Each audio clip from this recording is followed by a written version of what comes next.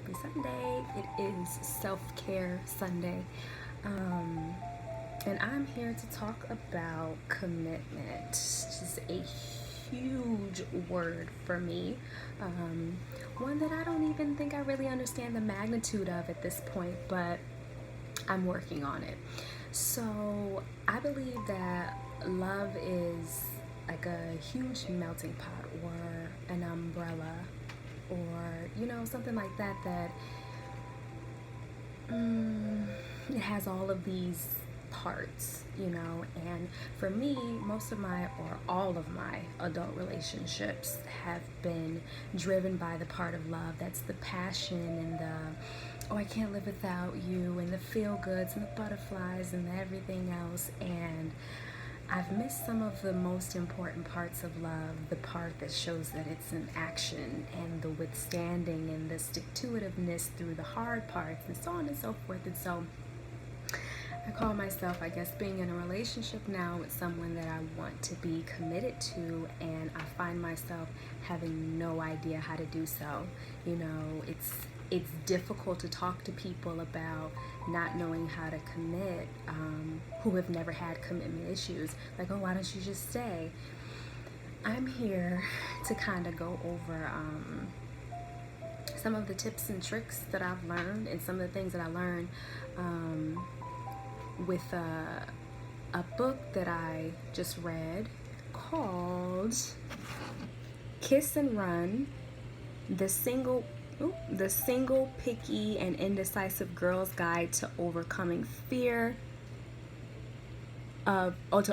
her fear of commitment by Alina Furman. And I'll post pictures and stuff about so you can know.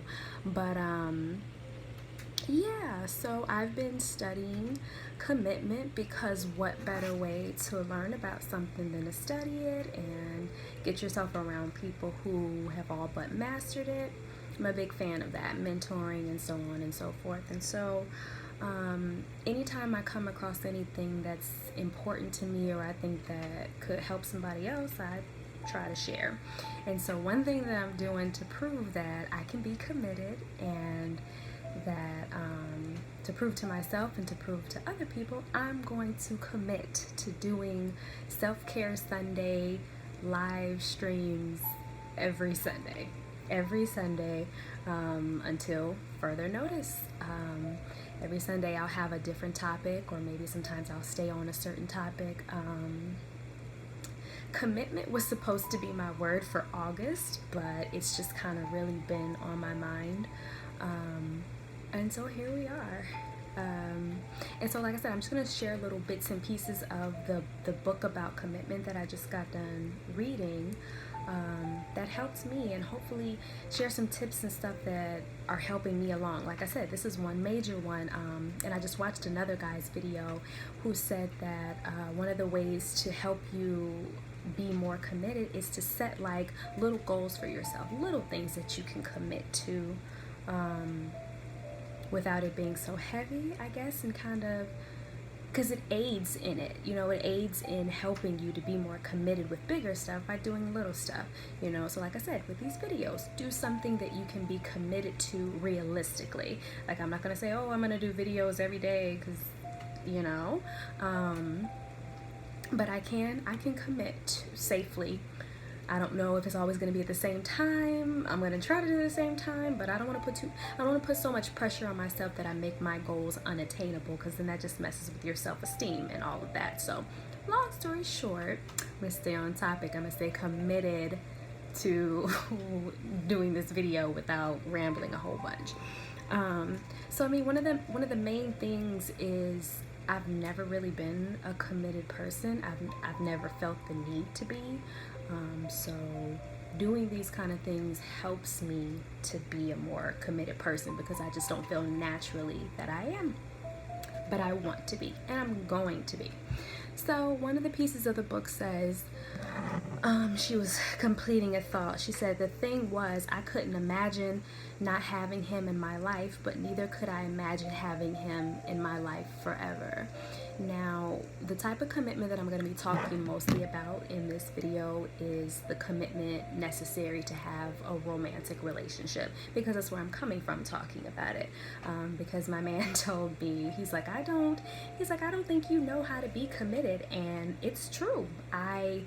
I'm sure I've had examples of commitment. I know people that are married, got kids, everything else, but as far as knowing how to be committed in a long-term romantic relationship, absolutely not. I've never had one. Every relationship I've had has been 6 months, maybe a year or less, and the only relationship I did have that was longer than that was my marriage, but we were separated and it was so volatile and everything else. But yeah, so in the book she said, the thing was, I couldn't imagine not having him in my life, but neither could I imagine having him in my life forever.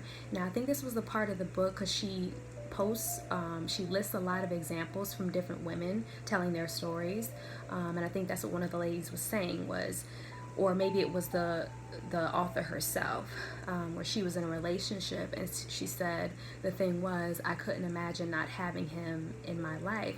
And so the thing is, on top of me being unable to commit or having commitment issues, I'm a very passionate person.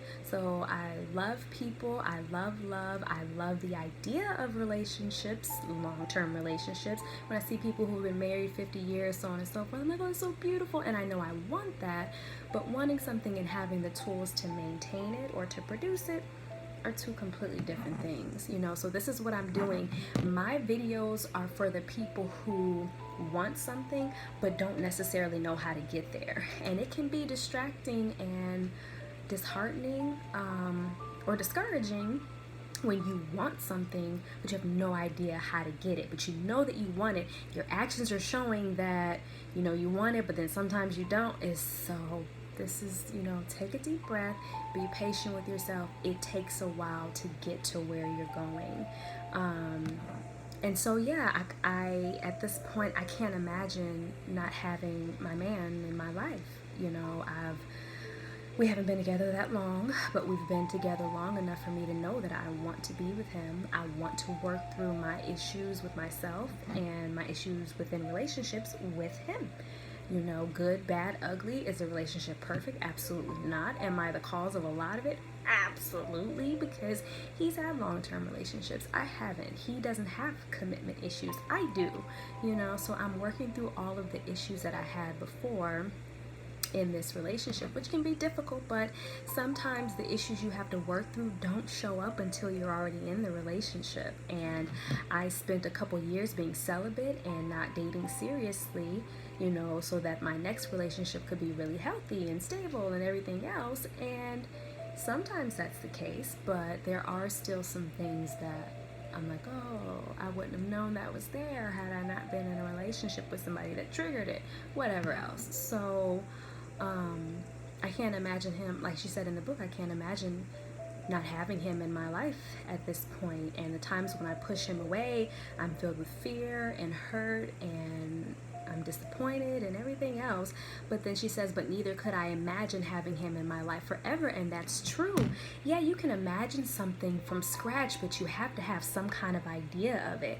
And the fact of the matter is, I don't have a point of reference. I don't have something like, oh yeah, I've been committed to this relationship long term before, so I know what it looks like. I have no idea. This is the first time that I'm trying to be in a relationship long term, and I'm actually doing things, using tools, and taking baby steps to do that.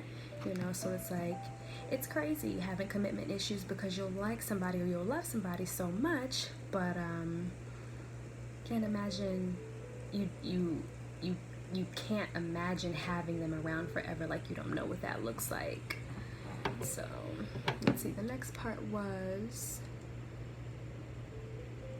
and she said, there wasn't anything I could predict with any certainty. I knew I cared about him, but I also knew there were many men to meet, a gazillion places to be, and a whole lifetime to be lived. And so sometimes our commitment issues come out of being scared about, okay, well, what if I'm settling for this? What if there's something better? There are other people out there, and so on and so forth. And it's like there's always going to be somebody else who appears to be better, who there's always going to be a temptation. But one thing, so that I don't, like I said, go off too much on tangents, one thing that I try to focus on is, if you say that you're committed to a certain goal, don't spend a lot of time doing things, saying things, entertaining conversations, or you know what I mean, that are not helping you towards that goal. Be careful of who you talk to. Be careful who you spend time with, who gets in your ear about things, because they'll distract you and have you thinking things that won't get you to where you're trying to go. So if you know that you're prone to cheating, then don't put yourself in a whole bunch of positions where it might happen. Don't put dating apps on your phone. Don't do things that would help you to cheat easier. If you know that you have commitment issues, don't spend a whole bunch of time thinking about and ruminating on running, and don't purposely do things that you know would trigger you to do that or have commitment issues. You have to make a deliberate effort to be different, to have something different. It's just there's no way to cut corners on that. You have to do things differently. And let's see, she said, or what if I made a decision, and sorry, these are just pieces of the book, but she said, what if I made a decision to be with him only to fall in love with someone else? These kind of questions plague me on a daily basis. On the other hand, I was equally scared to leave something good behind. As curious as I was about life's infinite possibilities, I was just as terrified of leaving the safe confines of the relationship. After all, what if this was as good as it got? So there I was, stuck in between, not wanting to lose him, but incapable of moving things forward. Now, sometimes you're just gonna have to kick it into high gear. Sometimes you're not going to know exactly how the whole path looks. You're not going to be able to guarantee that the other person's not going to leave, or you're not going to, you may commit to something and then maybe they change their mind. You just don't have control over that part. And that's the scariest part for me, is I think I'm scared to commit and know how much I'm giving and sacrificing, and how I'm going against the grain of who I've been for so long. And what if the other person folds? You know what I mean? But I guess I just remind myself that even if this particular relationship or situation doesn't work out, the skills that I acquire building up my self-esteem, believing in myself, building confidence in myself, committing to something, those are skills that I'll be able to take any and everywhere anyway. So it's like, when she said I didn't want to lose him, but incapable of moving things forward. You're always capable. You can leave a situation, or you can put effort into making it work. For the life of me, and I do it too, so I'm not judging, but for the life of me, if you want a relationship to work out at your core, that's what you want, wouldn't you spend your time engaging in things that are gonna help it to work out? Like, why sit up and play games or do things that support the relationship ending?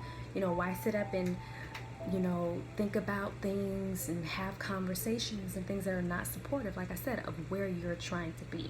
So you're never incapable of moving things forward. It's just a matter of doing so, taking one step at a time. Let's see. She said, I always found myself losing interest before I could really immerse myself or master something. Now, I guess that part, I think, for me, has more to do with the other person, because as far as you having interest in somebody, for me, I can talk myself into or out of most anything.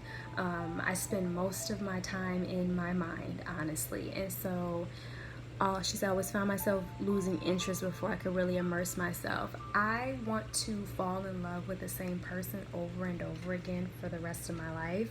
So, like I said, I have learned how to keep interest in something.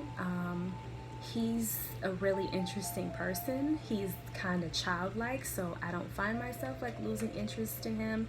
Now, there are moments where there's really nothing to say, we're bored, wherever else, but it's a times where I go do something myself. So I think that part, more than anything, you have to find somebody who you don't lose interest in like that. And then also you have to talk to yourself, where if you're trying to be committed to something, you got to know, and you've never really done it before, you got to know that your thoughts are going to try to talk you into not being committed, because it's like, okay, this feels foreign to us, so your brain is going to try to turn on itself and be like, no, you don't want to be committed to this anyway, blah blah blah. So you have to know when your brain is just trying to get you to convince yourself that you don't want to be committed, and remind yourself that you do. Commitment here means honestly connecting with another person without fear, timidity, or ambivalence. Commitment isn't about getting married, it's about sustaining a lasting and meaningful connection with another human being. So at the core, that's what it is. Not only do I want to be with him, but I want to teach myself how to be committed, period. To know how to withstand the storm, to deal with the rain, to go through the hard parts and not fold. It's gonna take a while. So connecting with another person without fear, and that's what makes it a little bit harder for me, because not only am I teaching myself how to be committed to something, but I'm doing it the right way. Like, you know what I mean? I forgive him, I trust him, I go against my gut in a sense. I do things that are super uncomfortable for me, that are really foreign to me, because I've never really done them before. So yeah, connecting with another person is scary. It's going to be. That's normal. She said the more women advance, the higher their standards become for their partners, which is true.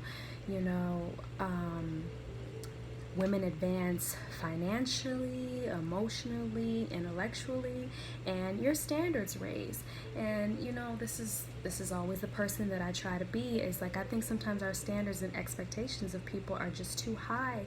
I think when our flaws look different than the flaws of our partner, we're up here and we're looking at them as down here, and it's kind of not fair, because it's like, well, they might be extending patience and grace to you the same way you are to them, but just in a different light. So I try not to judge, because everybody's kind of dealing with their old things. So just know that as you're advancing, so are other people. Maybe not the same way, maybe not at the same pace, but just know as you're raising your standards, kind of how Life Jennings said, don't be a nickel out there looking for a dime. Like, just know that you still have some issues too, and you don't know the amount of prayer or grace that it takes somebody extending to you to deal with you on a daily basis. So don't ever look at yourself as high and mighty and everything else. And so, like I said, that's pretty much it. I just wanted to talk about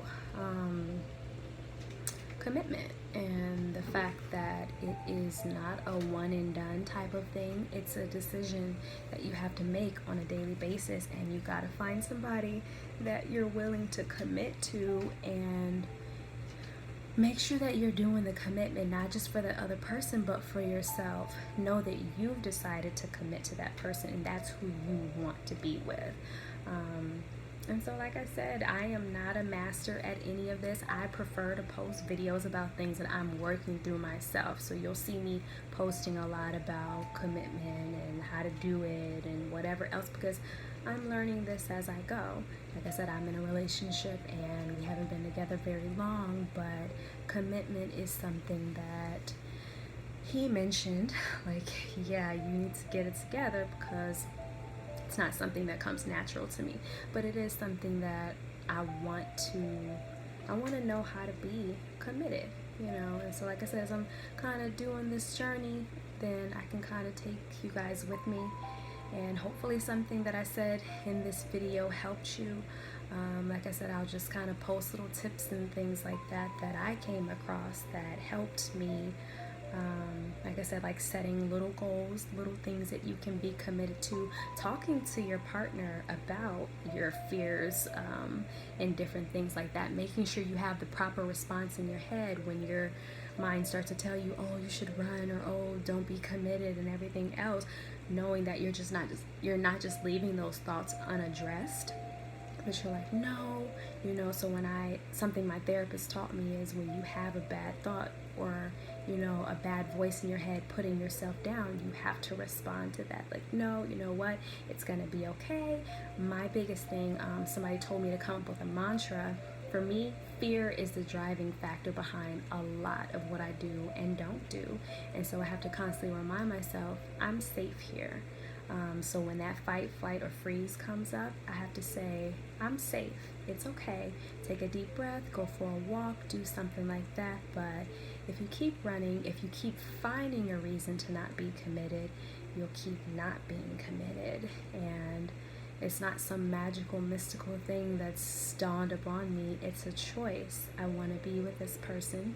It's not always going to be pretty every day, but it is what I want to do. And I'm choosing to do it. Commitment is a choice at the end of the day. And so, like I said, I'm going through this journey, and I'll just kind of take you guys with me. Let me know if you have questions. If not, I'll see you back here next Sunday. Bye.